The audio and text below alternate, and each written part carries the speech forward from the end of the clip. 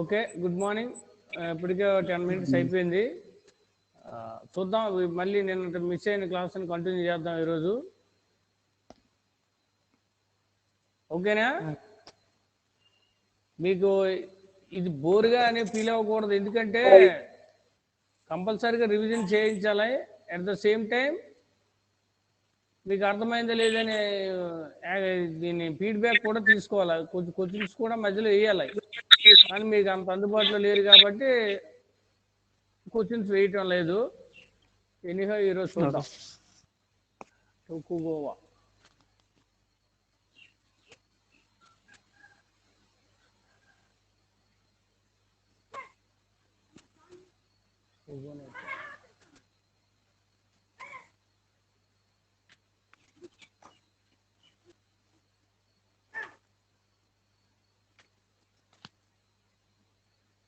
Right. నిన్న మనం transformation of Japan ప్రగతి అనే దాన్ని మనం నిన్న చూసాం. అందులో జపాన్ జాతీయవాదం, తొలి జపాన్, టోకుగోవా షోగునేట్ గురించి, అదేవిధంగా టోకుగోవా షోగునేట్ తర్వాత జపాన్ యొక్క సామాజిక పరిస్థితులు ఏ విధంగా, జపాన్ దేశంలో ఎంపరర్ అనేవాడు, డైమో, తర్వాత సమురాయ్, ఆ తర్వాత పీజెంట్స్, ఆర్టిజన్స్, ఆ తర్వాత చివరికి లేమెన్స్ ఏ విధంగా ఉండేవారు అనే విషయాన్ని నిన్న చూసాం. అందులోనే జపాన్ దేశం యొక్క వ్యాపారం ఎందుకు, వర్తక వ్యాపారాలని నిర్బంధమైనటువంటి జపాన్ దేశంలో ఉన్నటువంటి విధానాన్ని ఎందుకు యూరోపియన్స్కి, అమెరికన్స్కి అనేక రేవు పట్టణాలు తెరవడం జరిగింది. ఆ విధంగా ఇండియా, చైనా, ఆఫ్రికా దేశాలపైన ఉన్నటువంటి వలసవాద విధానం ఏ విధంగా జపాన్పై పడింది, ఏ విధంగా Japan isolated and not interested అనే విధానంతో ఉండేది, ఏకాంతవాసాన్ని, అది ఏ విధమైనటువంటి విదేశీ వర్తక వాణిజ్యాన్ని అనుమతించినటువంటి జపాన్ ఎలా అనుమతించింది, అందుకు సంబంధించి కమాండర్ మ్యాచ్ పెర్రు అనేవాడు 1853లో చేసినటువంటి ఒప్పందం ప్రకారం టోక్యో ప్రాంతానికి 4 స్టేట్మెంట్ షిప్స్ని తీసుకురావడం, ఆ విధంగా ఈ స్టేట్మెంట్ షిప్స్లో ఉన్నటువంటి వివిధ చిత్రాల గురించి కూడా మనం నిన్న చెప్పాం. దీనికి సంబంధించి what did the US want అంటే యాక్చువల్గా అమెరికా కావాలి అనే విధంగా, ఏ విధంగా ఇక్కడ ఉన్నటువంటి యునైటెడ్ స్టేట్స్ అనేది ఇక్కడ ఉన్నటువంటి జపాన్ దేశానికి పెసిఫిక్ ఓషన్ మీదుగా ఇక్కడి నుంచి వ్యాపారాన్ని, కొరియా నుంచి వ్యాపారాన్ని, నార్త్ కొరియా నుంచి వ్యాపారాన్ని కొనసాగించడానికి, అదేవిధంగా జపాన్ దేశంలో అమెరికాకు సంబంధించినటువంటి నౌకలు, సైలర్స్కి సంబంధించిన నౌకల కోసం అలా దీంతో వాళ్ళు కనగావా ఒప్పందం అనే ఒక ఒప్పందాన్ని చేసుకున్నారు. కనగావా ఒప్పందం అంటే ఏంటని చెప్పాము? కనగావా ఒప్పందం అనేది బిట్వీన్ యుఎస్ అండ్ జపాన్ దేశానికి మధ్య జరిగినటువంటి ఒప్పందం. సో ఇందులో 1860 వరకు ఉన్నటువంటి జపాన్, 1860 తర్వాత చైనా అలాగే ఈ దేశం కూడా స్పెషల్ పోర్ట్స్ని లేదా ప్రత్యేక రైలు పట్టణాలని విదేశీయులకు ఇవ్వడం జరిగింది. ఆ మార్గంలోనే అనేక మంది వచ్చారు. ఆ సమయంలో జపాన్ డైలమాలో పడింది. డైలమా అంటే ఏంటి? అనిశ్చిత అని అర్థం. ఆధునీకరణ చెందాలా లేదో మోడర్నైజేషన్ చెందాలా? ట్రెడిషన్ ఆఫ్ మోడర్నైజేషన్ అంటే జపాన్ దేశ సంస్కృతి సంప్రదాయాలను కొనసాగిస్తూ విదేశీయుల యొక్క ప్రాబల్యాన్ని మార్గం ఇవ్వడం, విదేశీ ప్రాబల్యానికి మద్దతు పలకడం. చైనా ఫేట్ ఆఫ్ మోడర్నైజ్ అంటే అక్కడ ఏ విధంగా చైనా దేశంలో సాంప్రదాయ విధానాలను కొనసాగిస్తూ విదేశీయుల సహకారాన్ని తీసుకోపోకుండా ఉండడం. సో ఇది కరెక్టా, ఏది తీసుకోవాలనే డైలమాలో జపాన్ దేశం మోడర్నైజేషన్కే మార్గం ఇవ్వడం అనేది జరిగింది. ఆ సందర్భంలో జపాన్ గురించి, జపాన్ పక్క దేశమైనటువంటి చైనా గురించి ఏం జరిగింది అనే విధానం కోసం అక్కడ కొంతమందిని షాంఘైలోకి తీసుకెళ్ళి జపాన్ దేశానికి చెందినటువంటి ప్రతినిధులు కొన్ని రోజులు అక్కడ ఉండి కొన్ని విషయాలని తీసుకురావడం, దాన్ని మళ్ళీ డైమా అనే ప్రతినిధుల సభలో ప్రవేశపెట్టడం, డైమా అనేది రాజుకి మళ్ళీ నివేదించడం, ఆ విధంగా రాజు ఈ మోడర్న్ సంస్కరణలకే లేదా మోడర్న్ రిఫార్మేషన్కే మొగ్గు చూపడం అనేది జరిగింది. ఆ సందర్భంగా చైనా దేశంలో ఉన్నటువంటి పరిస్థితుల్ని ఇక్కడ తెలియజేశారు. The Chinese have become a servants to the foreigners. విదేశీయులు ఎప్పుడైతే వచ్చారో ఆ విదేశీయులకు సేవ చేసే వాళ్ళే చైనా వాళ్ళగా భావించబడడం. Sovereignty may belong to China but in fact it's no more than a colony of Great Britain and France. అప్పటి వరకు చైనా దేశం యొక్క సార్వభౌమాధికారం చైనా రాజుల చేతుల్లో ఉండేది. కానీ ఎప్పుడైతే విదేశీయులు గ్రేట్ బ్రిటన్ అనేవాళ్ళు ఫ్రెంచ్ దేశస్తులు వచ్చారో వాళ్ళు ఏ విధంగా వాడుకున్నారు, చైనా దేశాన్ని కాలనీగా వలస దేశంగా వాడుకున్నారు.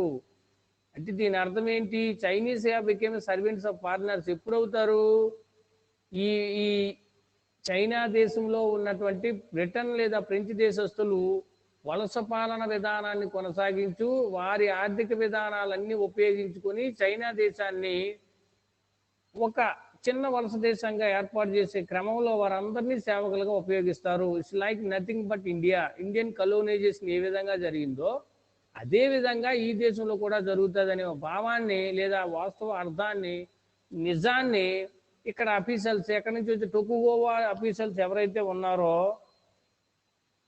వారందరూ తెలియజేయడం అనేది జరిగింది. ఇది ఒక రకమైనటువంటి విషయం. ఒక్క నిమిషం అమ్మా, ఈ ఫీజులకు సంబంధించి ఒక ఫోన్ వచ్చింది. 1 minute. హలో, ఎవరండి? పద్మ మేడం గారు, సారీ ఏమనుకోవద్దు, క్లాసులో ఉన్నాను, అర్జెంట్ అయితే ఒక 10 నిమిషాల తర్వాత చేస్తాను. హలో,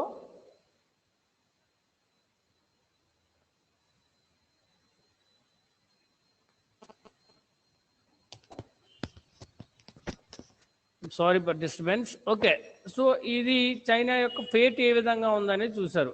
అదేవిధంగా లెసన్స్ కంటిన్యూడ్. చైనా దేశంలో జరిగినటువంటి వాస్తవ ఆధారాలు, అక్కడ పరిస్థితులు, విదేశీయులు రాక వలన జరిగినటువంటి అనేక పాఠాలు చైనా దేశం నుంచి ఏ విధంగా జపాన్ నేర్చుకున్నది అనేది ఈ స్లైడ్ యొక్క ఉద్దేశం. ఇక్కడ ఒకటి, Japan did not want to experience the same problems China did. China ఏదైతే సమస్యలు ఎదుర్కొందో ఆ సమస్యలను ఇక్కడ అనుభవించడానికి సిద్ధంగా లేదు. ఏ దేశం? జపాన్ దేశం. అదే unequal treaties with the western nation of Europe and the US. Unequal treaties with the western nations of Europe and unequal treaties అంటే అమెరికాతో చేసిన ఒప్పందం ఏదైతే కనగావ ఒప్పందం ఉందో అలాంటి ఒప్పందాలు అన్ని దేశాలతో చేసుకోవడానికి, ఈక్వల్గా చేసుకోవడానికి లేదా ఒప్పందాలు కొనసాగించడానికి జపాన్ దేశానికి అంత ఇంట్రెస్ట్ లేదు. చైనా దేశంలో ఏం జరిగింది, మొదట నల్లమందు యుద్ధాలు చేసినటువంటి బ్రిటన్ దేశం, ఆ తరువాత అది ఫ్రెంచ్ దేశం వచ్చింది, మిగతా దేశాలు వచ్చి ఆఖరికి అమెరికా వచ్చింది. అలా చైనాలో ఉన్నటువంటి ఇంగ్లాండ్ ఏ విధమైన హక్కులను పొందిందో అదే రకమైనటువంటి హక్కుల్ని మిగతా దేశాలకు కూడా దారాదత్తం చేశారు, అలాంటివి ఇచ్చారు చైనా దేశస్తులు. అలా జపాన్ చేయదని ఇక్కడ ఒక నమ్మకం. ఈ unequal treaties with the western nations of Europe and US. ఆ తర్వాత నల్లమందు యుద్ధాలు. నల్లమందు యుద్ధాలు ఎందుకు జరిగాయి, దీని నుంచి కూడా ఒక పాఠం జపాన్ నేర్చుకుంటుంది. సో ఇక్కడ ఏంటి, జపాన్ దేశం చైనాలో సంభవించిన పరిణామాలు జపాన్లో సంభవించకూడదు.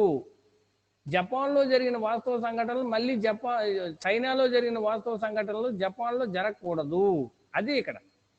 ఆ విధంగా నల్లమందు యుద్ధాల ప్రభావం జపాన్పై రాకూడదు. నల్లమందు యుద్ధాలు ఎందుకు జరిగాయి, బ్రిటన్ దేశంలో వర్తక వాణిజ్యం ఏవైతే కొనసాగించిందో ఆ వర్తక వాణిజ్యానికి సంబంధించినటువంటి విఫలం చెందడం వలన నల్లమందు యుద్ధాలు జరిగాయి. అలా ఎందుకు జరిగాయి, నల్లమందు యుద్ధాలు జరగడానికి ప్రధాన కారణం ఏంటి, ఆ రాజు యొక్క నిరంకుశమైనటువంటి పాలన. ఆ రాజు మిగతా వాళ్ళని నమ్మకపోవడం, ఆ రాజు దగ్గర సరైన సైనిక శక్తి లేకపోవడం. నమ్మకపోయినప్పుడు బ్రిటిష్ వారు తిరగబడ్డారు, ఆ విజయం సాధించారు. ఆ విధంగా ఆ రాజు యొక్క డొల్లతనం తేలిపోయింది, సైనిక శక్తి నశించింది. ఆ విధంగా విదేశీయులు వచ్చారు. ఇక్కడ జపాన్ ఏం చేస్తుంది, అలా విదేశీయుల దురాక్రమణ జరగకూడదు, ఇలాంటి యుద్ధాలు అవి రాకూడదు, అదేవిధంగా సైనిక సంస్కరణ కూడా జరగాలి, జపాన్ దేశం మిగతా దేశాలను ఎదిరించే శక్తి రావాలి అని మేజీ రిఫార్మేషన్లో ఒక భావన. ఇదంతా కంపారిజన్ స్టడీ అమ్మా, స్ట్రైట్ టు లైన్ అనేది ఉండదు. అంత ముందు జరిగింది, ఇప్పుడు ఏం జరుగుతుందనే స్లైడ్స్ మాత్రమే ఇవి. Please try to understand. Okay, Japan was convinced that it had to open to west to avoid the same problems in China. ఇవన్నీ ఎందుకు వచ్చాయి, ఇవన్నీ రేవు పట్టణాలు అనేవి చైనా దేశం మిగతా దేశాలకు ఇవ్వలేదు, కాంటన్ రేవ్ ఒకటే ఇచ్చారు. అలాంటి ప్రాబ్లం రాకుండా ఎవడు అడిగితే ఆ రేవుపట్నం ఎవరికి కావాలంటే ఆ రేవుపట్నం ఇచ్చేయడానికి జపాన్ సిద్ధంగా ఉండేది, అలాగే ఓపెన్ చేసేసింది కూడా. Right. So let us see ఈయన గురించి మనం ఈరోజు చూద్దాం. ఎంపరర్ ముచ్చుహిటో.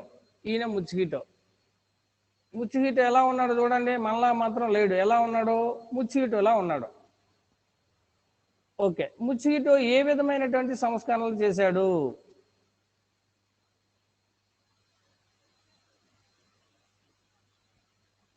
ఎలా ముచ్చుహిటో జనరల్ రాజు అయ్యాడు? ఏ విధంగా మేజర్ రిఫార్మెంట్స్ పెట్టాడు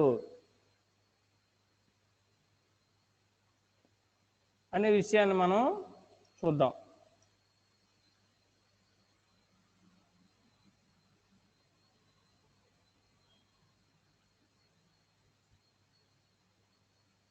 emperor Mutsuhito, Japanese were angry that Tokugawa gave in to foreigner demands. ఇక్కడ టొకుగోవా అంటే ఏంటి? టొకుగోవా అనేది జపాన్ దేశంలో ఉన్నటువంటి అనేక సైనిక కూటముల కలయిక. అందులో ఒకటి టొకుగోవా షోగనెట్ అనేది పరిపాలించేది. పేరుకి మాత్రం ఎవరు పరిపాలిస్తున్నారు? ముచ్చుహిటో అనే రాజు. వాస్తవాధికారులు ఎవడివి? టొకుగోవా షోగనెట్స్వి. అందులో టొకుగోవా షోగనెట్ అనేది ఏం చేసింది? ఫారిన్ డిమాండ్స్ ఏవైతే రేవు పట్టణాలు ఉన్నాయో రేవు పట్టణాలన్నీ తెరవడానికి, డిమాండ్స్ ఒప్పుకోవడానికి సిద్ధంగా ఉంది. అంతేకాకుండా కొన్ని సందర్భాల్లో overthrew the shogun, Japanese were angry that Tokugawa gave in to foreign demands overthrew the shogun. మిగతా వాళ్ళని సంప్రదింపులు చేయకుండా జపనీస్ తరపున టొకుగోవా అనేవాళ్ళు ఆ విదేశీయుల ఒప్పందాలని మొదట నిరాకరించారు, తర్వాత సంసిద్ధత వ్యక్తం చేశారు. అదొక సమస్య. ఎంపరర్ ముచ్చుహిటో మధ్య ఉన్నటువంటి సమస్యలు. ఆ సందర్భంలో 67 emperor Mutsuhito, who was once just a figurehead, now takes full powers. ఇందా మనం చెప్పుకున్నాం కదా, టొకుగోవా షోగనెట్ అనేది వాస్తవాధికారాలను రాజు పేరు మీద పరిపాలించేది. కానీ ఎప్పుడైతే 67లో వాస్తవాధికారాలు ఈ టొకుగోవా అనే రద్దు చేస్తూ వారి అధికారాలను తగ్గిస్తూ ఫుల్ పవర్స్ని సర్వాధికారాలను ముచ్చుహిటో స్వీకరించాడు. అలా is only 15 years old, named his reign Meiji enlightened rule. Meiji అంటే ఏంటి? తెలివైన పరిపాలన, విజ్ఞానవంతమైన పాలన. మెయిజీ అనగా జపాన్లో ఉన్న పదం ఎన్లైటెడ్ రూల్, విజ్ఞానవంతమైన పాలన. ఎన్ని సంవత్సరాలు చేశాడు అమ్మాయినా? 15 సంవత్సరాల కాలం జపాన్లో జనరల్ ముచ్చుహిటో పరిపాలన కొనసాగించాడు. ఎవరి దగ్గర నుంచి తీసుకున్నాడో? ఓవర్త్రో ద షోగన్. ఏ సందర్భంలో తీసుకున్నాడో? విదేశీయుల తాకిడి ఎక్కువగా ఉన్న సందర్భంలో జపాన్లో తెలివైన పరిపాలన లేదా ఆదర్శమైన పరిపాలన లేదా ప్రకాశవంతమైన పరిపాలన కోసం జనరల్ ముచ్చుహిటో 15 సంవత్సరాలు పనిచేశారు. ఏం చేశాడో చూద్దాం. పొలిటికల్ కార్టూన్ ఇది చూడండి ఒకసారి, చాలా నిశ్చితంగా అబ్జర్వ్ చేయండి దీన్ని. Political cartoon, please respond. కనిపిస్తుందా మీ అందరికీ?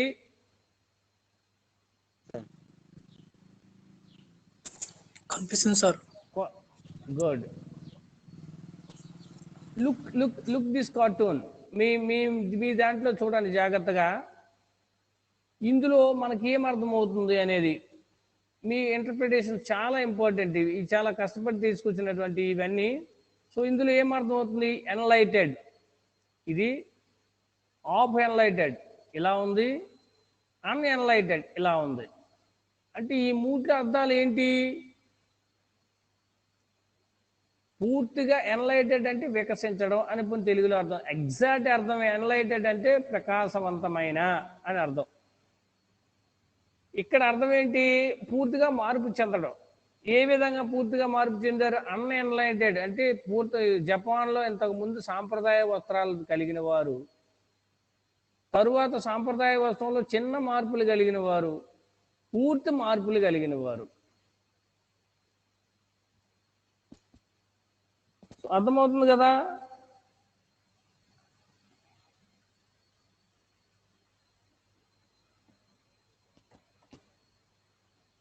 ఓకే, స్లైడ్ చేంజ్ చేయాలా? ఇంటర్ప్రిటేషన్ అర్థమైందా మీకు? అర్థమైంది సార్.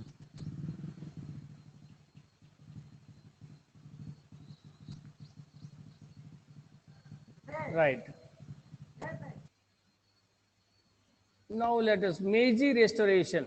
ఏ విధంగా మేజీ సంస్కరణలను కొనసాగించాడు, జపాన్ దేశాన్ని ఏ విధంగా పునర్నిర్మించారు అనే దాన్ని మనం చూసినట్లయితే 1867 నుంచి 1912వ సంవత్సరం వరకు ఈ మధ్య కాలంలో జపాన్ దేశం పూర్వ అభివృద్ధిని, ప్రగతిని సాధించింది. ఎలా సాధించింది అనే విషయాలు చూసినట్లయితే emperor restored the power. Emperor తన పూర్వ అధికారాన్ని తీసుకున్నాడు. ఇన్స్టెడ్ ఆఫ్ ఫ్యూడల్ షోగన్స్, మనం మొదట చూపించిన ఫోటోలో షోగన్లు అనే భూస్వామి వర్గం నుంచి సర్వాధికారాలని ఎంపరర్ తీసుకోవడం అనేది జరిగింది. ఈ ఎంపరర్ ఎవరు? ముచ్హిటో. ఎంపరర్ ముచ్హిటో రీగన్ 1861 నుంచి రీగన్ 1867 నుంచి 1912 వరకు ఈ మధ్య కాలంలో సర్వాధికారాలు కొనసాగించినటువంటి general Mutsuhito. How does Japan avoid being ఇంపీరియలైజ్డ్?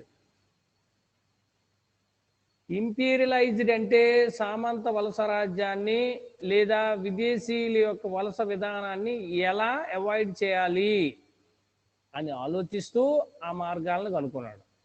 అది they adapted new ways to complete with the imperialist powers of the west.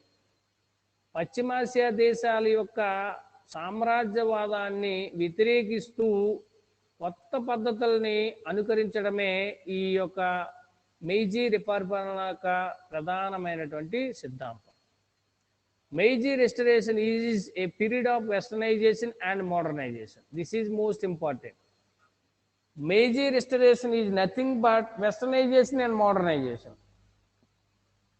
Japan సామ్రాజ్యవాద సిద్ధాంతాలకు వ్యతిరేకంగా విదేశీయుల యొక్క ప్రాబల్యాన్ని అనుసరిస్తూ ఆకర్షిస్తూ ఆధునీకరణ చెందడమే మేజీ రెస్టరేషన్. ఇంకా మీకు బాగా అర్థమయ్యాలంటే జపాన్ సాంప్రదాయాలను కొనసాగిస్తూ ప్రపంచంలో ఆధునిక సంస్కరణను అమలుపరచడమే మేజీ రెస్టోరేషన్. Okay, right. ఎలా జరిగింది? What is modernization and what is westernization? ఇందులో మనం చూద్దాం. ఏ విధంగా ఆధునీకరణ చేస్తూ పశ్చిమీకరణ జరగడం, అంటే ఆధునీకరణ కొనసాగిస్తూ విదేశీ ప్రభావాన్ని ఆకర్షితులు అవడం. How does it possible? Sends statesmen to Europe. జపాన్కు చెందినటువంటి గొప్ప ఆదర్శ వ్యక్తుల్ని లేదా స్టేట్స్మెన్ రాజనీతిజ్ఞుల్ని ఎక్కడ పంపాడు? వెస్టర్నైజేషన్ పంపాడు, యూరప్ దేశానికి. And North America to study foreign ways. ఆ దేశాల్లో జరిగిన అభివృద్ధికి సంబంధించి సమాచారం కోసం జపాన్లో ఉన్నటువంటి విద్యావేత్తలను పంపడం first point. Germany strong centralized government and constitution were model for Japan. Japan దేశంలో రాజ్యాంగ సంస్కరణలు తీసుకురావడానికి చేసిన ప్రయత్నంలో మొదట జర్మనీ దేశంలో ఉన్నటువంటి కేంద్ర ప్రభుత్వ వ్యవస్థ రాజ్యాంగాన్ని ప్రాతిపదికగా తీసుకున్నారు. Second one, modernization their military to be like the British navy and Germany army. Japan సైనిక సంస్కరణ బ్రిటిష్ నేవీ లాగా జర్మనీ ఆర్మీ లాగా ఉండాలని సంస్కరణలకు పిలుపునివ్వడం జరిగింది. అండర్ హూమ్ జనరల్ ముచ్హిటో సంరక్షణలోనే ఈ సంస్కరణలన్నీ జరుగుతున్నాయి. మెయిజీ అంటే ఏంటి? ఎన్లైట్మెంట్ రూలింగ్, అది కూడా అర్థం అవ్వాలి మనకి. They invite western military officers to train Japanese forces. సైనిక సంస్కరణలో భాగంగా ఇక్కడ ఏదైతే బ్రిటిష్, జర్మనీ, ఫ్రెంచ్ దేశానికి సంబంధించినటువంటి ఆర్మీ ఆఫీసర్స్ ఉంటారో వారిని పిలిచి జపాన్ దేశానికి చెందిన సైన్యానికి శిక్షణ ఇవ్వడమే కాకుండా తీసుకోవడం కూడా జరిగింది. What movie depicts this? అలా చేయడం వలన జపాన్ దేశంలో సైనిక సంస్కరణ అమలు చేయడం వలన ఆ దేశాలతో సమానంగా సరసన నిలబడుతుంది. So what is the difference between China and Japan in this aspect అంటే ఈ కారణంగా ఏం తేడా అనే విషయాన్ని మనం చూసినట్లయితే the difference is modernization. China modernization కాలేదు, చైనా పురాతన సైనిక వ్యవస్థనే నమ్మింది. చైనా ఏ దేశంతో ఒప్పందాలు చేసుకోలేదు. కానీ Japan ready to accept and modernization as well as westernization. ఇది కాన్సెప్ట్ మనం గ్రహించవలసింది. అడాప్టెడ్ ఏది అడాప్ట్ చేసుకున్నాయి? The American public education. All children must attend schools. విద్యా వ్యవస్థ మార్పే జపాన్ ఆధునీకరణకు పునాదని ముచ్చితో గ్రహించిన తర్వాత మొదట పురుషులకు మాత్రమే విద్యాభ్యాసాన్ని కలిగించినటువంటి జపాన్ దేశం తరువాత స్త్రీలకి కూడా అందరికీ తప్పనిసరిగా +2 వరకు ఉచితమైన విద్యను అందించడంతో పాటు వొకేషనల్ ఎడ్యుకేషన్ లాంటి వృత్తి విద్యా విధానాలను ప్రోత్సహించింది జపాన్ దేశము. That's why in the world highest technical industrial hub అనేది ఏదైనా ఉందంటే that is the only in Japan. పారిశ్రామికీకరణతో పాటు నగరీకరణ చెందడంతో పాటు ఏవైతే ఇక్కడ టెక్నాలజీకి సంబంధించి మార్పులు రోజు వస్తున్నాయో ఆ మార్పుల్ని అన్వయిస్తూ కొత్త నూతన మార్పులకు శ్రీకారం చుడుతున్న దేశంలో ఒక దేశం Japan. Korea, North Korea, South Korea, Japan లాంటి దేశాలు నిత్యం అనేక నూతన పరికరాలను కనుగోవడం, శాస్త్ర సాంకేతిక రంగాల్లో విప్లవాలకు శ్రీకారం చుట్టడం అనేది మనం చూస్తుంటాం. తోషిబా, సోనీ, వయానా ఇలాంటి ల్యాప్టాప్లే కానీ ఈ మెటీరియల్ ఏంటది టెక్నాలజికల్ అండ్ కమ్యూనికేషన్ మెటీరియల్ సంబంధించిన అన్ని రకాల పరికరాలను ఇవే కనుగొంటాయి. So that is the where it is that comes from education initial stage to technical stage. అటువంటి ఎడ్యుకేషన్కి ఎక్కడి నుంచి తీసుకొచ్చింది?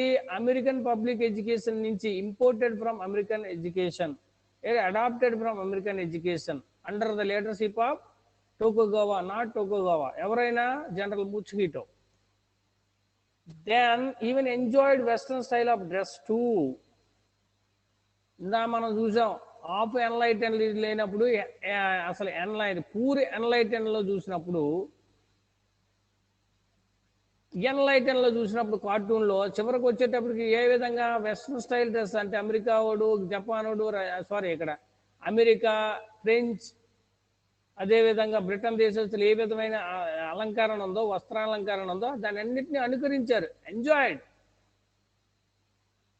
Let us see how these pictures tell so much information. Okay, మనం ఎందుకు ఇక్కడ మీకు ఒక సందేహం రావాలి, మనం ఎందుకు ఫోటోలను చూస్తుండాలి? 1 picture tells 1000 words.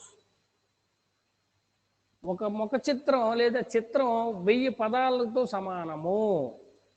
సో అందువలన ఈ చిత్రం ద్వారా మనకి మన ఆలోచన విధానాన్ని అర్థం చేసుకునే విధానాల్లో గల అనేక రకాల కారకాలను ప్రేరేపిస్తాయి.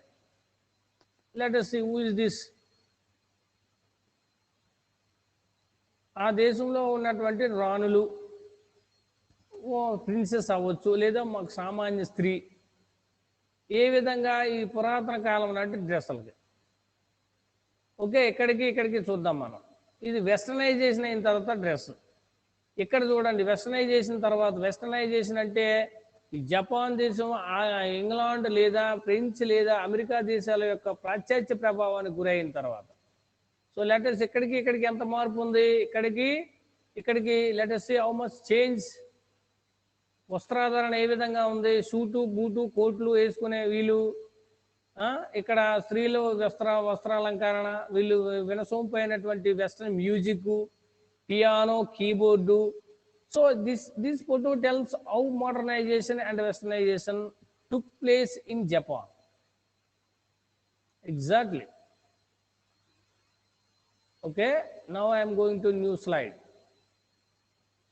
సో ఇంకొక కారణం మనం చెప్పొచ్చు, ఇండస్ట్రియలైజేషన్ అంటే పారిశ్రామిక ప్రగతి అని మనం తెలుసుకున్నాం. పారిశ్రామిక ప్రగతి ఇంగ్లాండ్ దేశంలో ఆవిర్భవించి అన్ని దేశాలకి పాకింది. ఆ పారిశ్రామిక ప్రగతి దేశాభివృద్ధిలో కీలక పాత్ర వహించింది. దేశాభివృద్ధిని మిగతా దేశాల ముందు సరసన ఉంచింది. ఇండస్ట్రియలైజేషన్ అనేది అభివృద్ధి చెందుతున్న దేశాలకు ఒక ఆయువు లాంటిది లేదా ఆక్సిజన్ లాంటిది. అలా మోడర్నైజేషన్ అనే కాన్సెప్ట్లో ఇండస్ట్రియలైజేషన్ అనేది గుండెకాయ లాంటిది. మానవ శరీరమే మోడర్నైజేషన్ అయితే ఇండస్ట్రియలైజేషన్ అనేది జస్ట్ లైక్ హార్ట్. అలాంటి హార్ట్కి సంబంధించి జపాన్ ఏ విధమైన సంస్కరణలు తీసుకుంది?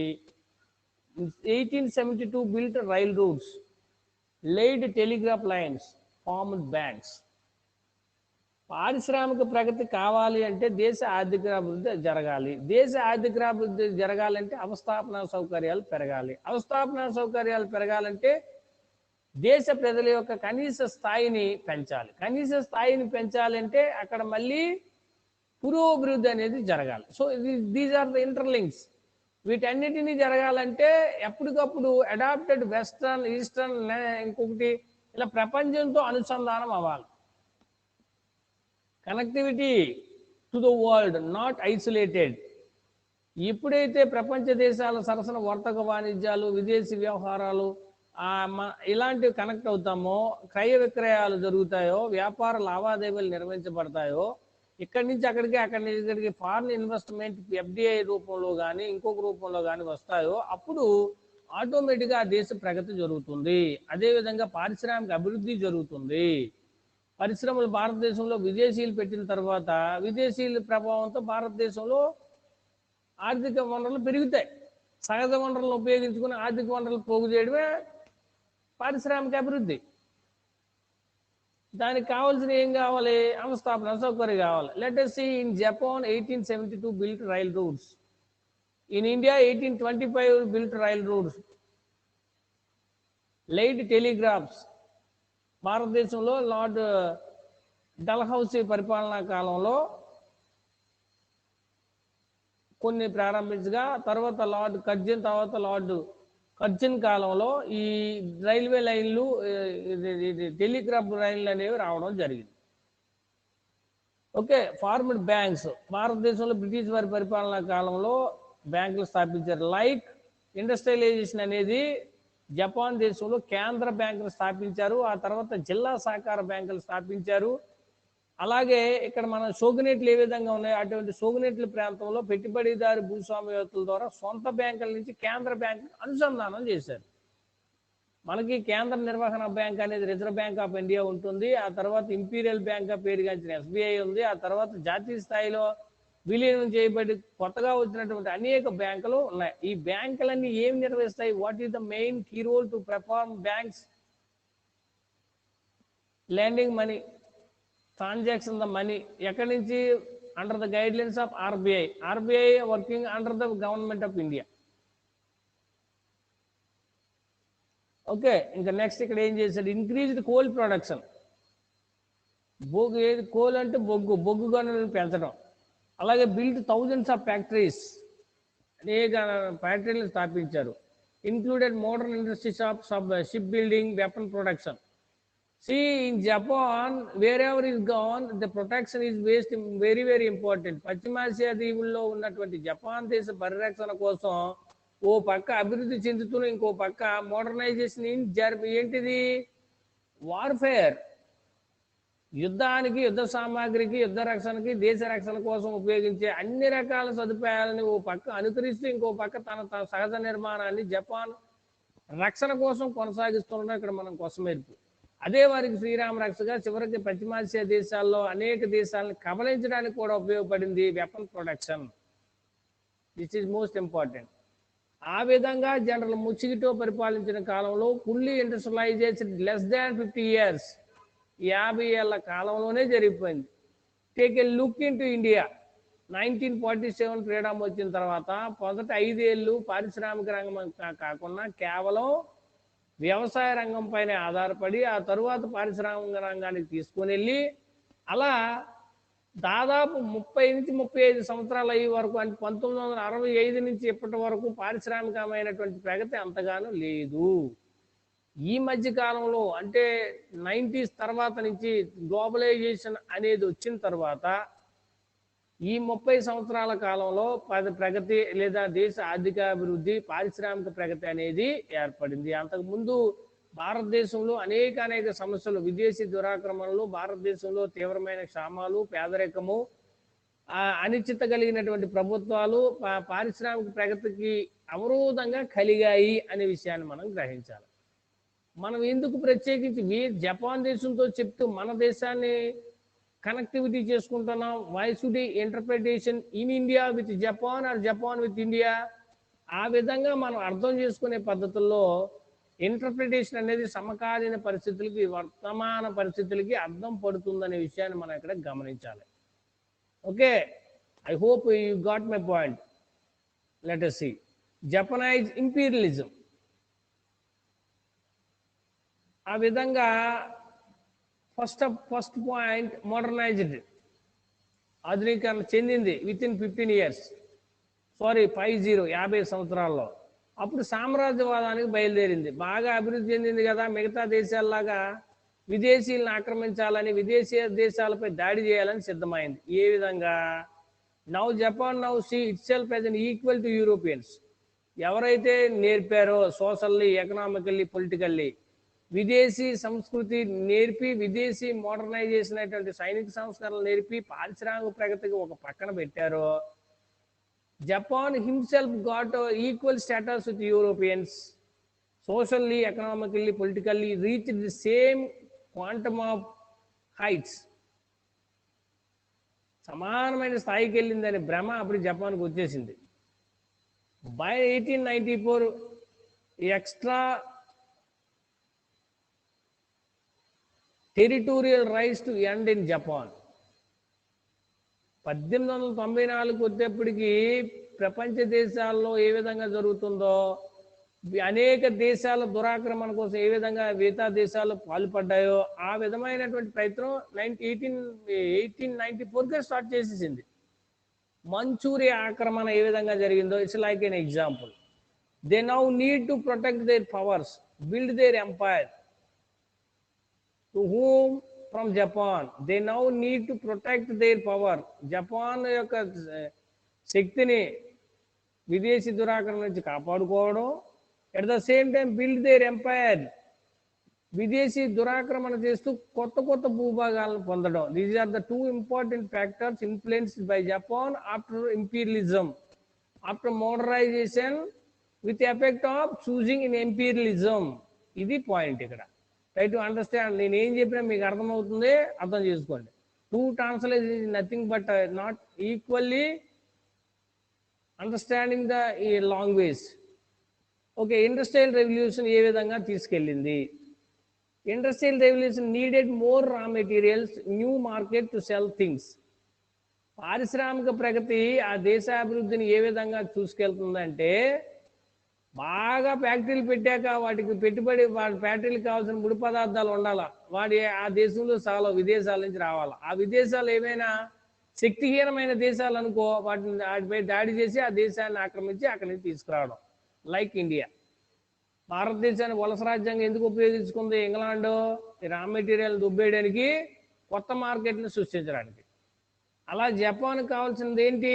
కొత్త ప్రదేశాలు కావాలి. ఎందుకు కావాలి? ముడి పదార్థాలను తెచ్చుకోవాలి, ఎట్ ద సేమ్ టైం తయారైన వస్తువులను అమ్ముకోవాలి. ఆ రెండింటి కోసం industrial revolution impact immediately to Japan to selling new material as well as product new raw material. ఈ రెండు కూడా కావాలి. తర్వాత నేషనలిజం. జపాన్ దేశం యొక్క దేశభక్తిని ఏ విధంగా తీసుకొచ్చారు? Felt power and pride, then wanted to expand their empire to prove it. జపానీల యొక్క దేశ భవిష్యత్తుని, దేశ యొక్క పౌరుషత్వాన్ని విదేశీయులకు చూపించాలి అంటే they wanted expanded their empire to prove it. వారి యొక్క సామ్రాజ్యవాదాన్ని కొత్త కొత్త దేశాలని ఆక్రమించి చూపెట్టాలి. అది ఇక్కడ సిద్ధాంతం. Military strategy, I'm sorry to say strategy. Military strategy అంటే మిలిటరీ ద్వారా ఏ విధంగా ఆక్రమించుకోవాలి, ఏం చేయాలి అనేది ఒక రకమైనటువంటి వ్యూహ రచన. Now they have the technology to do it. అంతకుముందు ఏమి లేవు. అమెరికాకి ఏ టెక్నాలజీ ఉందో జపాన్కి ఏ విధమైన టెక్నాలజీ అదే విధంగా ఉంది. వాళ్ళకంటే ఎక్కువే నేర్చుకున్నారు. అందుకే ఏదో సామెత అంటారు, తలదన్నేవాడు ఉంటే తాడిదన్నేవాడు ఉన్నాడు అని. అంటే నేనే గొప్పవాడంటే నాకు మించిన వాడు ఒకడు ఉంటాడని. మార్గం చూపేవాడికే మొండి చేసి చూపెడితే ఎలా అనేదానికి మనం ఈ విధంగా చెప్పుకోవచ్చు. నేర్పేవాడికే మళ్ళీ ఎగనామం పంగనామాలు పెడితే ఎలా ఉంటుందో జపాన్ ఆ విధంగా వ్యవహరించింది ఆ తరువాత కాలంలో. రైట్. ఇంకా disprove social Darwinism. White Europeans were not the only fittest to the world.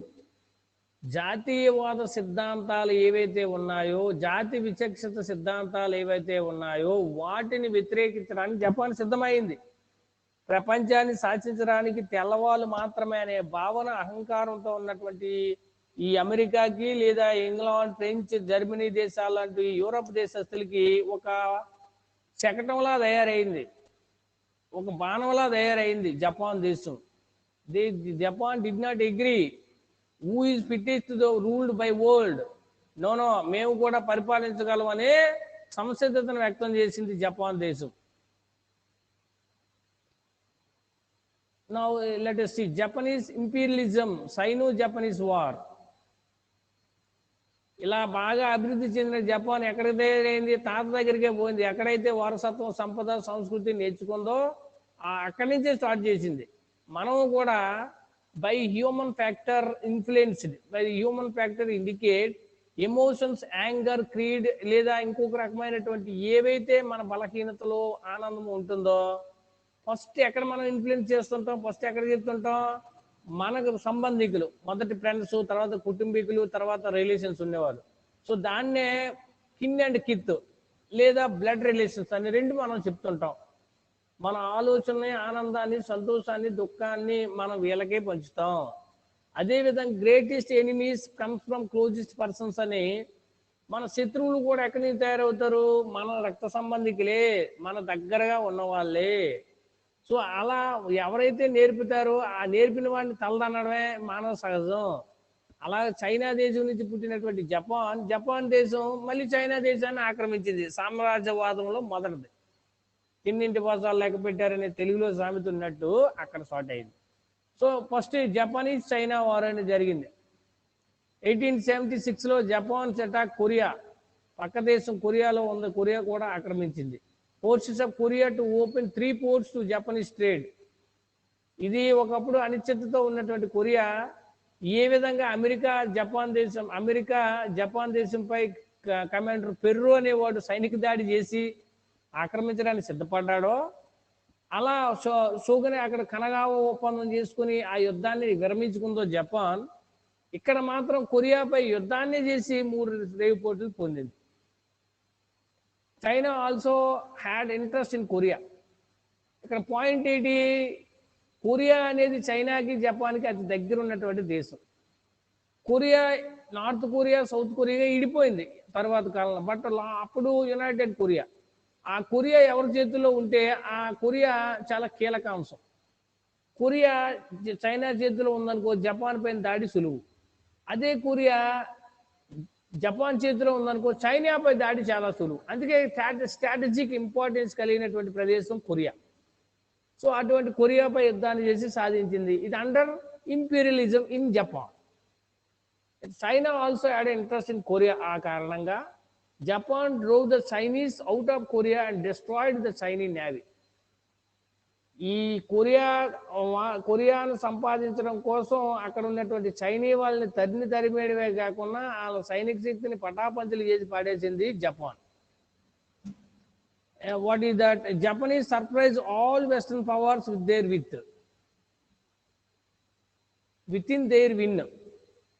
ఎప్పుడైతే ఎవరైతే వెస్టర్న్ యూరోపియన్స్ నుంచి నేర్చుకున్నటువంటి మిలిటరీ పవర్స్ ఏవైతే ఉన్నాయో ఆ మిలిటరీ పవర్స్ యొక్క బలాన్ని జపాన్ ప్రదర్శించడం ద్వారా కొరియాలో ఉన్నటువంటి చైనా సైన్యాన్ని తరిమేయడం ద్వారా అప్పటి వరకు జపాన్ దేశం యొక్క ఈ సైనిక మిలిటరీ దాడిని చూసి చూడనట్టు ఉదాసీనంగా వ్యవహరించినటువంటి యూరోపియన్ దేశస్తులు ఒక్కసారిగా ఉలిక్కిపడ్డారు. సర్ప్రైజ్డ్. అరని వీళ్ళని మన దగ్గర నేర్చుకొని మనతో సమానంగా వచ్చి చైనా లాంటి బృహత్తరమైన దేశాన్ని ఓడించే స్థితికి వచ్చారు. Now Japan became stands up us. మన దగ్గరే నిలబడే స్థితికి వచ్చింది అని ఒక ఆలోచన పడ్డారు యూరోపియన్ దేశస్తులు. ఆ తర్వాత ఏం చేసింది, Japan also begin to take over Manchuria ప్రాంతాన్ని ఆక్రమించింది. అలా 1895కి వచ్చేటప్పటికి జపాన్ దేశం peace treaty, Japan gains it first colonies Taiwan,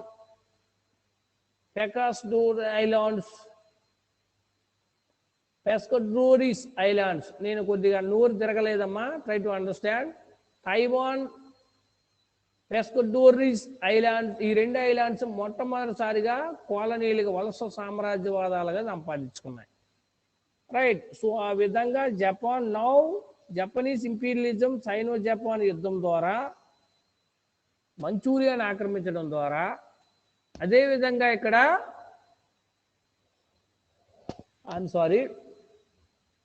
ఇక్కడ తైవాన్ మరియు పెస్కడోర్ ఐలాండ్స్ని ఆక్రమించడం అనేది జరిగింది. Let us see here. ఇప్పటి వరకు ఏమున్నదో చూద్దాం. Please look very carefully to all participant students. This is China in blue colour, ఇదేంటిది పచ్చ కలర్లో ఉంది. ఇక్కడ చైనాలో ఉన్నటువంటి ఈ ప్రదేశంలో ఎక్కడ ఇది, ఇక్కడ ఉంది మన భారతదేశం, ఇది బంగ్లాదేశ్. రైట్. సో ఇది థాయిలాండ్. దీన్ని వలస రాజ్యంగా సంపాదించేసుకుంది.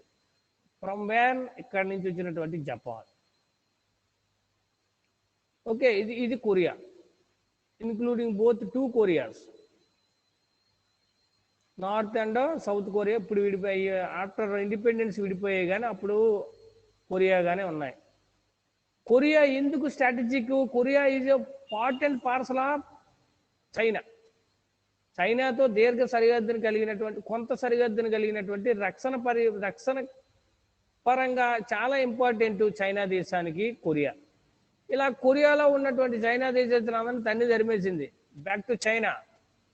చైనాని తరిమేది కాకుండా వీళ్ళని దీన్ని ఆక్యుపై చేసింది Japan. Now this is 1 colony, the second colony.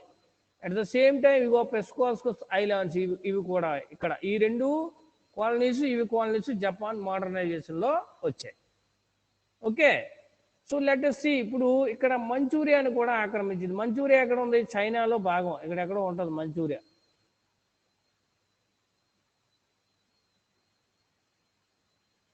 ఈ పార్ట్లో బహుశా ఉండొచ్చు మంచూరియాని. ఇలా మంచూరియాని ఆక్రమించిన తర్వాత చైనాకి దీనికి విపరీతమైనటువంటి యుద్ధాలు జరిగాయి. ఇలా చూడండి, ఇక్కడ ఇది ఎంత ఉంది, ఇది ఇన్క్లూడింగ్ ఆంధ్రప్రదేశ్లో 5 జిల్లాలు కూడా ఉండవు. ఇలాంటి జపాన్, వెస్ట్ ఏషియా దీవుల్లో ఉన్నటువంటి ఈ జపాన్ భారతదేశం లాంటి దేశాలకు స్వతంత్రం ఇవ్వడానికి అనేక రకాలుగా 2వ ప్రపంచ యుద్ధంలో సహాయం చేసింది. ఎక్కడి నుంచి ఇక్కడ వరకు, బర్మా, లావోస్, థాయిలాండ్, హాంకాంగ్, ఇక్కడ ఇలా అన్ని దేశాల్లో, తైవాన్, తైపీ, ఇలాంటి దేశాలను దాటుకుంటూ వచ్చి ఇక్కడ. ఓకే. ఈ మధ్య కాలంలో చైనా అనేది, ఇప్పుడు మోడర్న్ టర్మ్లో చైనా అనేది ఇక్కడ ఉన్నటువంటి తైవాన్ ఈ దేశంలో భాగం అంటుంది, దాన్ని ఆక్రమించడానికి సిద్ధంగా ఉంది.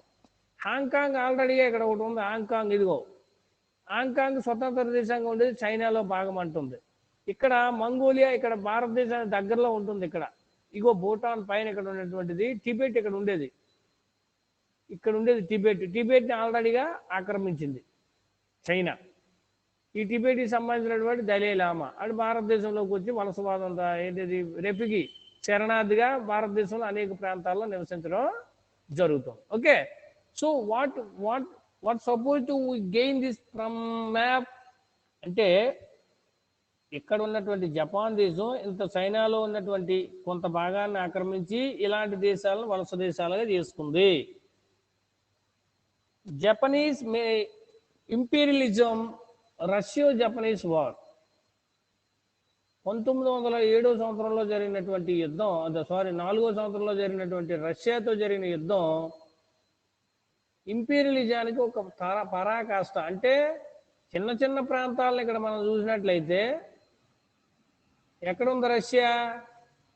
ఇది సోవియట్ రష్యా. ఇదంతా చాలా పెద్ద ఖండం ఇదంతా. ఈ చిన్న చిన్న ప్రాంతాలను ఆక్రమించడం ఒక పర్వాలేదు.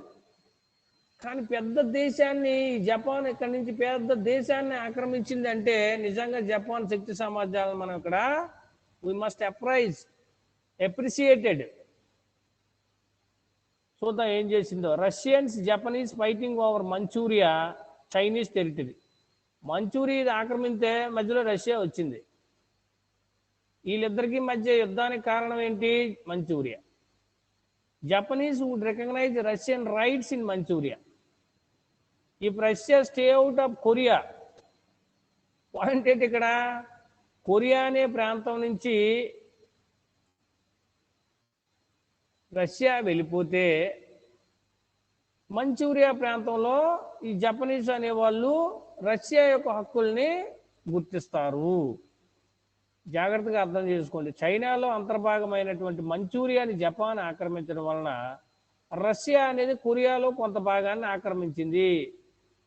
ఇలాగ రష్యా అనేది కొరియాలో ఆక్రమించడం ద్వారా ఈ కొరియాలో ఉన్నటువంటి కొన్ని ప్రాంతాలని జపనీస్ అనే వాళ్ళని గుర్తించాలంటే రష్యా ఈ మంచూరియాని రష్యన్లకు ఇవ్వాలి, జపాన్లు ఇవ్వాలి అని ఇక్కడ దీని అర్థం. అర్థమైంది? I hope. ఇలా జపాన్ అటాక్స్ రష్యా. ఇవ్వలేదు, రష్యాకి చిరాకు వచ్చింది, జపాన్కి చిరాకు వచ్చింది. వీడికి మనం ఇవ్వడం ఎందుకు? మంచూరియాపై హక్కులు రష్యాకి మనం ఎందుకు ఇవ్వాలి? వాడు కొరియాపై మనకు హక్కులు ఇవ్వలేనప్పుడు వాడిని మనం ఎందుకు నమ్మాలి అనే ఉద్దేశంతో జపాన్ అనే దేశం నేరుగా 1904వ సంవత్సరంలో యుద్ధానికి సిద్ధమైంది. Attacked. Japan own land and captured most of the Russians naval feet. అంతటి పెద్ద మహాసామ్రాజ్యం కలిగినటువంటి జార్ నికోలస్ I అనేవాడు పరిపాలిస్తున్నటువంటి కాలంలో రష్యా దేశం అంత సైన్యం జపాన్ దేశం సైన్యంలో ఓడిపోయింది. నేవల్ ఫీట్ అంటే సైన్యం, జలమార్గంలో ఉన్నటువంటి నావీ సైనికులందరూ ఓడించబడ్డారు. ఇలా ఓడిపోయిన తర్వాత రష్యా జపాన్కి జరిగిన యుద్ధంలో 1905లో పీస్ ట్రీటీ అనేది ఏర్పడింది. బహిరంగ ఒప్పందాన్ని చేసుకున్నారు. దాని ప్రకారం Japan gets to keep the territories that they captured. ఏ భూభాగాలు అయితే ఆక్రమించిందో రష్యా నుంచి అవన్నీ కూడా keep the territories that they captured, Japan దేశం తన చేతుల్లో ఉంచుకుంది.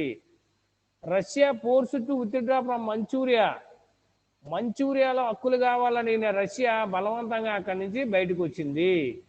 Must stay out of Korea నుంచి కూడా పోయింది. ఇక్కడ జరిగినటువంటి కారణం యుద్ధం అయ్యేటక రెండు కూడా పోయినాయి రష్యాకి. రష్యాకి ఏం కావాలడిగింది? జపాన్ దేశం మంచూరియాలో మాకు భాగం కావాలి, కొరియాలో కూడా మాకు ప్రాతినిధ్యం కావాలి. ఇప్పుడు ఏమైంది? మంచూరియా నుంచి బయటకు పోవాలి, కొరియా నుంచి కూడా బయటకు పోవాలి. రష్యా యుద్ధం తర్వాత ఓడిపోయిన తర్వాత రష్యా రెండు ప్రాంతాల నుంచి వైదొలిగింది. ఓకే. సో ఇక జపనీస్ ఇంపీరియలిజం ఇన్ కొరియా. ఇలా అయిపోయిన తర్వాత కొరియాలో ఏ విధమైనటువంటి సైనిక దాడులు చేసింది? ఇంపీరియలిజం అంటే వలసవాదం. 1905లో కొరియా బికేమ్ ఏ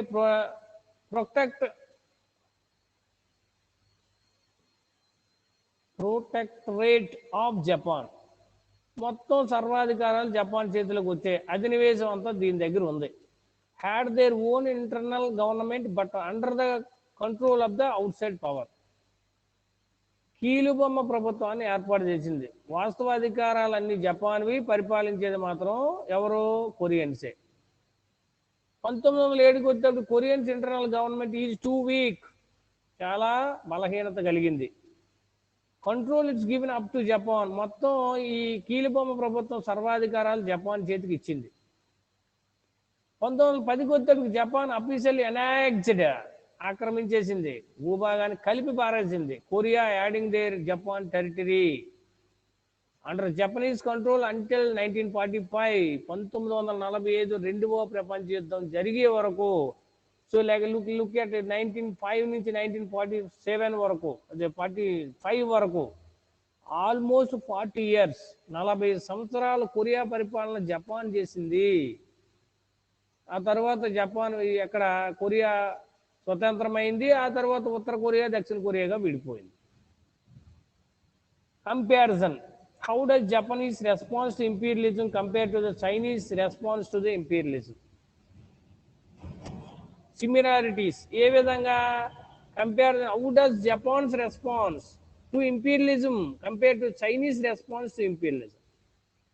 ఇలా జపాన్ వలసవాదాన్ని మంచూరియాను ఆక్రమించి కొరియాను ఆక్రమించి చేసినటువంటి ఈ జపాను చేసినటువంటి చర్యలు చైనాకు మీద ఏ విధమైన ప్రభావం పడ్డాయి, ఆ తర్వాత చైనా ఏ విధంగా ఆక్రమించింది అనే విషయం ఇక్కడ మనకి కంపారిజన్లో తెలుసుకోవచ్చు.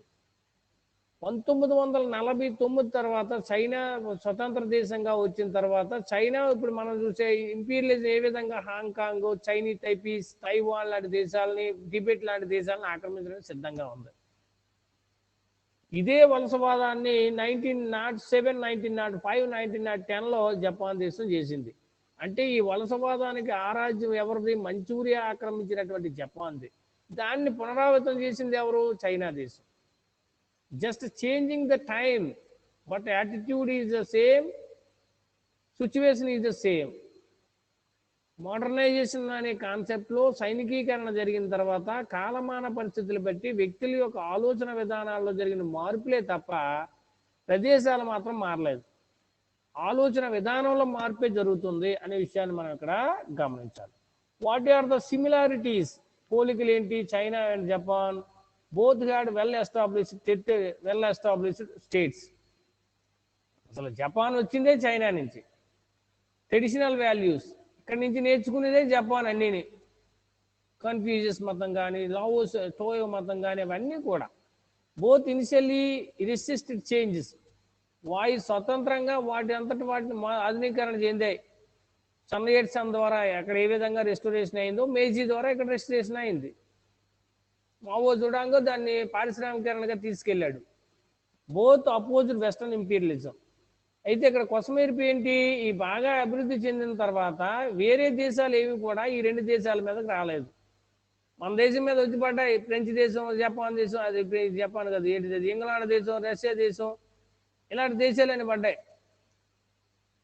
కానీ ఇక్కడ మాత్రం జపాన్లో బ్రిటన్ దేశం రాలేదు, చైనాలో బ్రిటన్ దేశం రాలేదు. ఎప్పుడు నల్లమందు యుద్ధాలకు ముందు వచ్చాయి. ఎప్పుడైతే ఈ దేశాలుగా స్వతంత్ర ప్రతిపత్తిని కలిగి ఉన్నాయో, మావోసో టింగ్ కానీ కొమింగ్ టాంగులు కానీ వచ్చిన తర్వాత జపానే దాడి చేసింది తప్ప కానీ ఏ దేశం యూరోపియన్ దేశాలు రాలేదు. ఇవి similarities. What is the comparison అయింది కదా, differences between China and Japan. Remind traditional, considered modernization to be necessary. General Mutsuhito traditional కంటే మోడర్నైజేషన్ కావాలని అడిగాడు. లాస్ట్ న్యూమరస్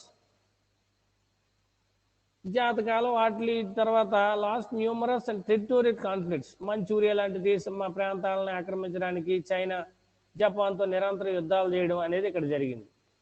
అదే న్యూమరస్ టెరిటోరియల్ కాన్ఫ్లిక్ట్స్ అనేవి ఇక్కడ చైనాలో జరిగాయి. జపాన్లో ఏం జరిగాయి? బ్యారోస్ అండ్ అడాప్ట్ వెస్టర్న్ వేస్.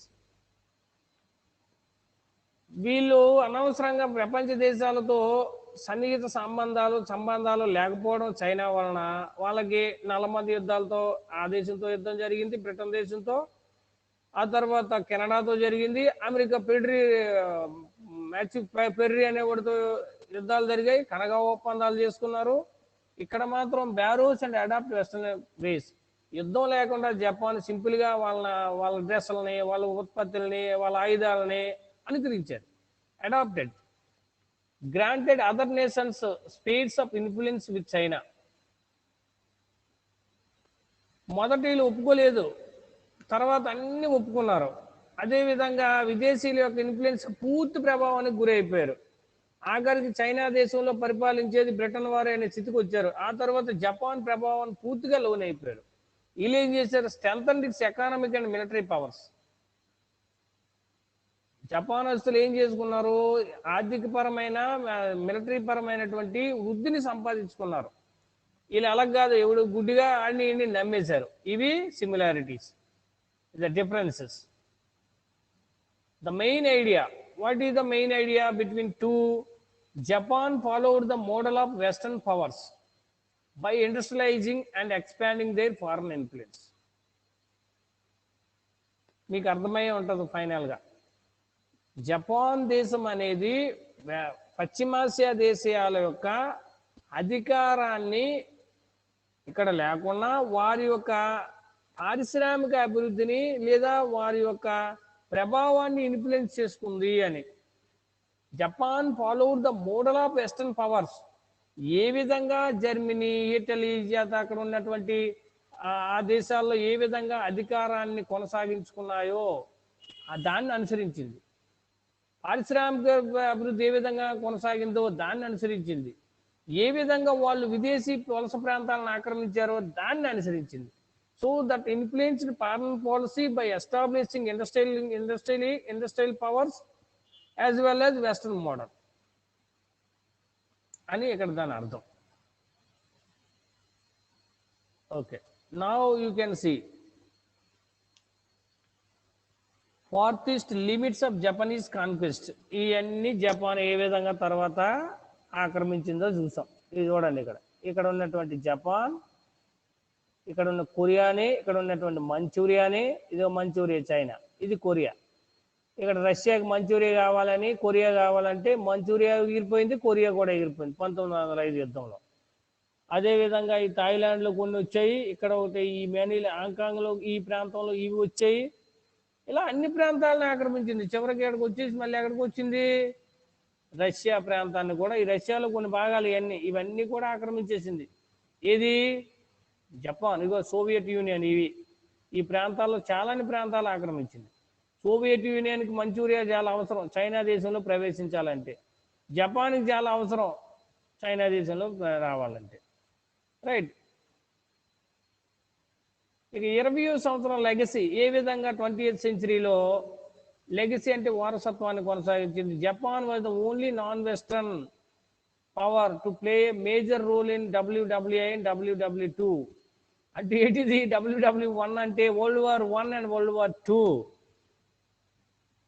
చైనాలో లేదంతా, కానీ జపాన్ దేశమే only non western country. Asia దేశాల నుంచి యుద్ధం చేసే ఏకైక దేశం జపాన్. ఆ తర్వాత World War I, World War II అయిపోయిన తర్వాత చైనా పెద్ద దేశం అయిపోయింది. కానీ చిన్న దేశమైనా కోతగానం పిట్ట కొంచెం అన్నట్టు ఆ పిట్ట కొంచెం కోత బాగా కూర్చింది జపాన్ దేశం. కానీ దురదృష్టవశాత్తు జపాన్ 2వ ప్రపంచ యుద్ధంలో ఘోరంగా అమెరికా చేతిలో అనేక బాంబు దాడులకు గురవడం ప్రభావంతో అణిగిపోయింది. కానీ అమెరికా దాడులు కానీ లేకపోయి, ఒకవేళ జర్మనీ దేశం తరపున జర్మనీ, ఇటలీ, ఈ టోక్యో, జపాన్ కానీ గెలిచి ఉంటే ఇప్పుడు వాస్తవంగా మనం చూసే అమెరికా దేశం ఉండదు, రష్యా దేశం కనపడదు, అదేవిధంగా ఇక్కడ చైనా దేశం ఉద్భవించదు. మన దేశానికి ఎప్పుడూ స్వాతంత్రం వచ్చి ఉండేది. ఒకవేళ మన దేశానికి కూడా బ్రిటిష్ వారికి వ్యతిరేకంగా వాళ్ళే స్వాతంత్రం ఇచ్చి మన దేశాన్ని కూడా పరిపాలించేవారు ఏమో. ఏమైనప్పటికీ 2వ ప్రపంచ యుద్ధంలో జపాన్, జర్మనీ, ఇటలీ ఓడిపోవడం అనేది ప్రపంచాన్ని మార్చేసింది. సామ్రాజ్యవాద దురహంకారంతో ఉన్నటువంటి వీరు అప్పటికే సామ్రాజ్యవాదులుగా పేరుంచినటువంటి వారి చేతిలో ఓడిపోవడం చాలా తీవ్ర పరిణామాలకు దారితీశాయి. అవన్నీ ఇప్పుడు మనం చూస్తున్నాం. ఓకే, ఇది మనం ఈ రోజు వరకు చూసినటువంటి ఒక 2 రోజుల కాలంలో చూసినటువంటి ఒక లెసన్. ఐ హోప్ మీరు ఈసారి బాగా అర్థం చేసుకున్నారని అనుకుంటున్నాను. ఇందులో ఏమైనా డౌట్స్ ఉంటే please ask me, feel free.